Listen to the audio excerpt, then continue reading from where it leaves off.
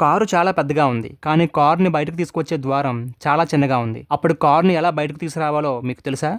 ఒక కార్ల తయారీ కంపెనీ యజమాని తన కంపెనీలో పనిచేసే ఒక ఇంజనీర్‌కు ఒక మంచి కార్ డిజైన్ చేసి తయారు చేయమని ఒక పని అప్పచెప్తాడు. ఆ ఇంజనీరు ఒక అద్భుతమైన కారుని తయారు చేసి సిద్ధంగా ఉంచి యజమానికి కబురు పెడతాడు. ఆ కారుని చూసిన కారు యజమాని ఆశ్చర్యపోయి, "ఇంత అద్భుతమైన కారుని ఎలా చేయగలిగావయ్యా?" అంటూ ఆ ఇంజనీర్ పనితనాన్ని మెచ్చుకుంటాడు. అయితే ఆ కారును తయారు చేసిన ప్రదేశం నుంచి షోరూమ్‌కి తీసుకుని వెళ్దామని చూసేసరికి ప్రవేశ ద్వారం కన్నా కారు కొన్ని ఇంచులు ఎత్తుగా ఉంది. కారును తయారు చేసే ముందు ఈ విషయాన్ని గమనించలేకపోయినందుకు ఆ ఇంజనీర్ చాలా బాధపడ్డాడు.